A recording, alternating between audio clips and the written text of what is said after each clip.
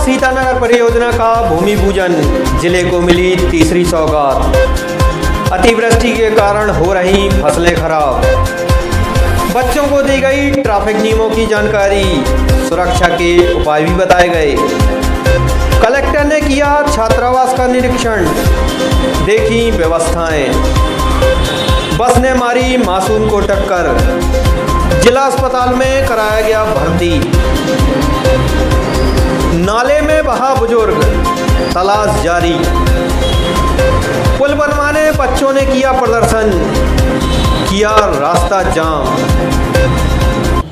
नमस्कार, स्वागत है तूफान टीवी न्यूज में। आप खबरें देखिए विस्तार से। दमोह जिले की एक और महत्वाकांक्षी सिंचाई एवं पेयजल परियोजना सीतानगर डैम का 10 सितंबर को भूमि पूजन कार्यक्रम आयोजित है। इस हेतु एक प्रेस वार्ता का आयोजन किया गया, जिसमें वित्त एवं वाणिज्यिक कर मंत्री जयंत मलैया ने इस योजना के बारे में विस्तार से जानकारी दी, साथ ही पत्रकारों के सवालों के जवाब भी दिए। पंचमनगर डैम शतधरु परियोजना के बाद जिले को यह तीसरी सौगात मिली है।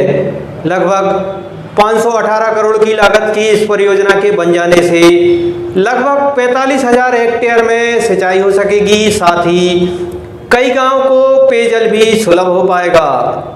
पत्रकार वार्ता में वित्त मंत्री द्वारा कई मुद्दों पर भी चर्चा की गई।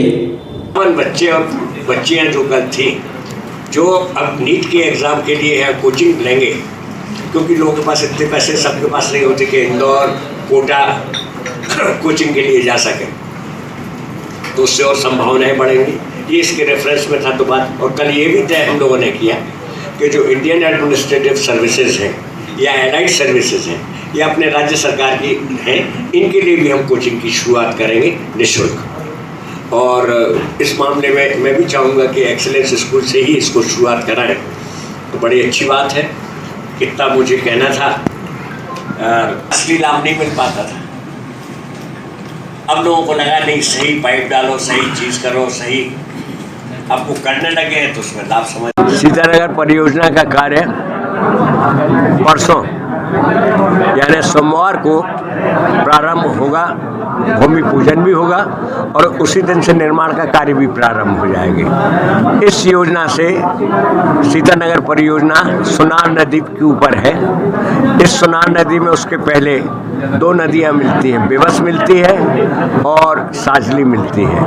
वहाँ पर हम इस प्रोजेक्ट को बना रहे हैं और उससे लगभग 42-45 हज़ार एकड़ भूमि की सिंचाई होगी। काफ़ी पानी उसके लिए हमने आरक्षित करके रखा है पेयजल के लिए। अगर 150 गांव में पेयजल की सामूहिक पेयजल योजना बनाना चाहें तो वो रहेगी। और जब एक प्रोजेक्ट पूरा हो जाएगा तो इसमें हमारे पास 650 MCM पानी है और अभी हम मात्र 61 MCM पानी उपयोग कर रहे हैं, लगभग 1/10। तो हमारे पास इतना पर्याप्त पानी है कि हम लगभग 800 गांव के लिए योजना बना के प्रेशराइज पाइप से हम सिंचाई कर सकते हैं। और आगे चलकर जब हमारा ये कार्य पूरा हो जाएगा तो हम एक्सपेंशन की गुंजाइश रख के काम कर रहे हैं। इसमें हमने उस बात का भी प्रावधान रखा है कि इस योजना में इस कार्य के साथ साथ आगे इस परियोजना का विस्तार करने के लिए भी अवसर मिल सके। जिले में लगातार हो रही बारिश से जहां एक और मौसम सुहावना हो गया है, वहीं दूसरी ओर अतिवृष्टि के कारण कई फसलों को नुकसान भी पहुंचा है। जिले के बटियागढ़ क्षेत्र में मूंग एवं उड़द की फसल पूरी तरह नष्ट हो चुकी है।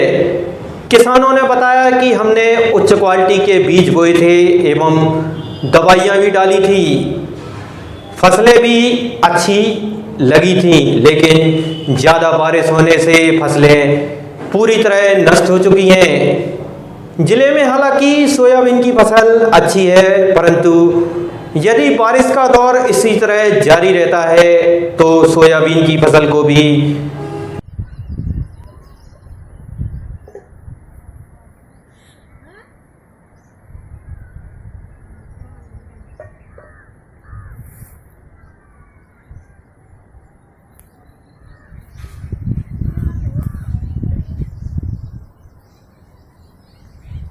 लोगों ने मूंग बोई थी, उसमें अच्छी लागत लगाई, दवाई मवाई डाली और उसकी अच्छी फरन भी हती बहुत टाप। जब हमारे को बहुत उम्मीद हती कि अच्छी पजेगी, लेकिन मौसम के कारण पूरी मूंग नष्ट हो चुकी है। उसमें हम उर्दे भी मौसम के कारण कगार पे जा रहा नष्ट होवे के। उससे हम चाहते हैं शासन से हाथ जोड़कर कि कुछ हमारे को मुआवजा दे।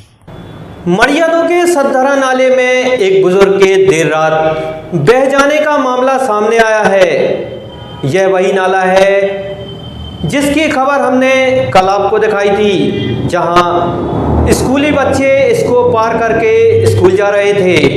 वहीं कल्लू पटेल नाम के वृद्ध के पानी में बह जाने के बाद प्रशासन की ओर से रेस्क्यू ऑपरेशन चलाया गया। शाम तक वृद्ध की तलाश की जाती रही। पानी गिरने के चलते आए तेज बहाव से यह बुजुर्ग बह गया था।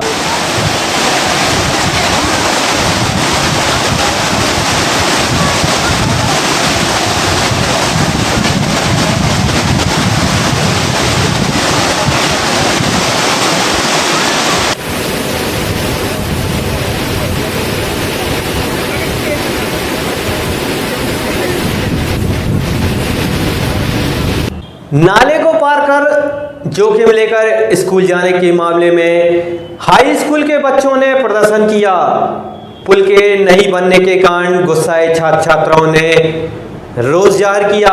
इनका कहना था कि 5 साल से नाले का पुल अधूरा होने के कारण हर दिन ही उनको परेशानियों का सामना करना पड़ रहा है। इसके बाद भी किसी प्रकार का ध्यान प्रशासन नहीं दे रहा।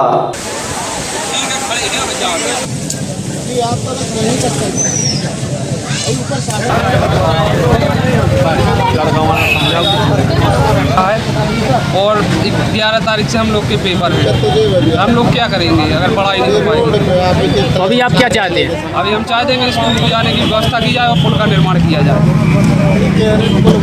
मड़ियादों में जो है तो कल से तेज पानी बारिश के कारण जगह जगह नदी नाले चढ़े। उसमें पीछे सदधारा एक जगह है नाला जिसमें आधा पुल निर्मित है और आधा पुल निर्मित नहीं है। तो कॉलोनी से मड़ियादों को जोड़ता है और लोगों का सतत आना जाना होता है। वही हायर सेकेंडरी स्कूल भी है।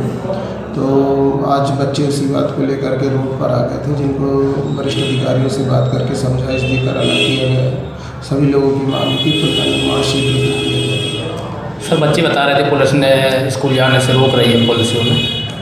हाँ, पुल में भी पानी काफ़ी ज़्यादा आता जाता रहता है और ये कोई बच्चा उसमें बह ना जाए इस हिसाब से हम समय समय पर एहतियात के तौर पर उन्हें रोक देते हैं।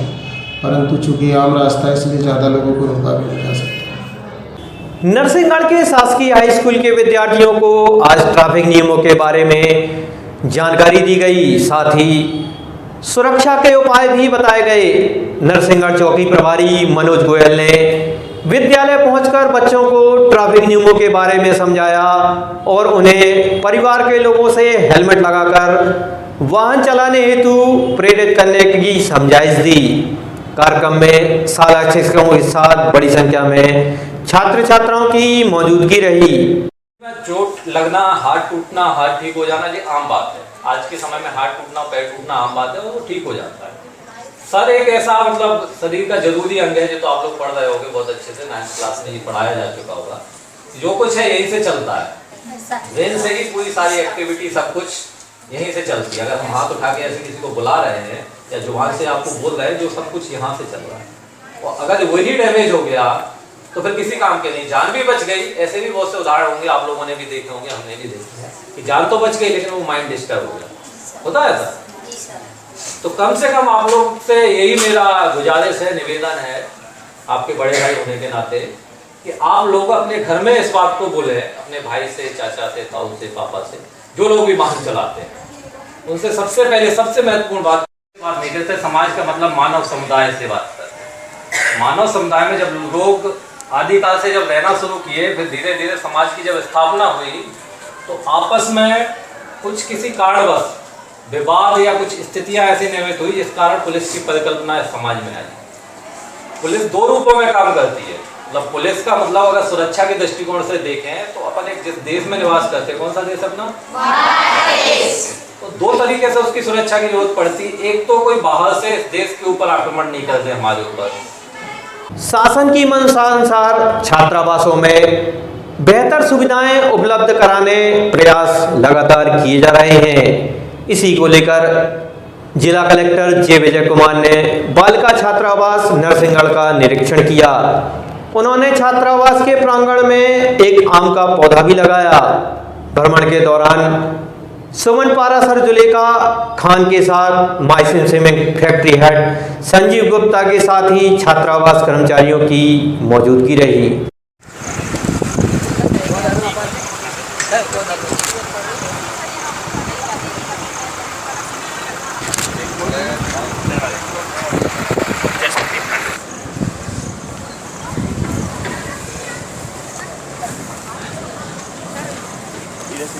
जी जी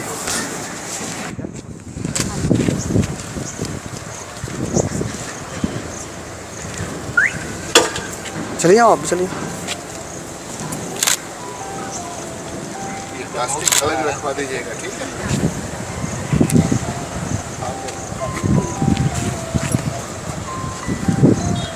सर थोड़ा थोड़ा इधर देखिए।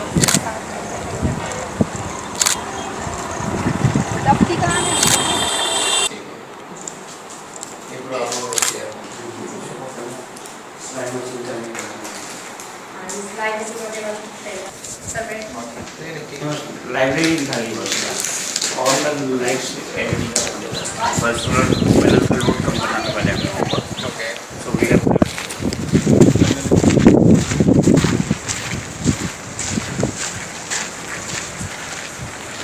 this was the latest so we have given this harmonium and also provide the system for the singing so that girls can learn. यात्री बस द्वारा एक मासूम को टक्कर मार देने का मामला सामने आया है। जानकारी के अनुसार राजघाट के पास यात्री बस के चालक ने लापरवाही पूर्वक एक 5 वर्षीय मासूम को टक्कर मार दी। घटना के बाद चालक एवं परिचालक बस को वहीं छोड़कर फरार हो गए। मौके पर पहुंची डायल 100 की मदद से मासूम को जिला अस्पताल में भर्ती कराया गया है, जहां उसका इलाज जारी है।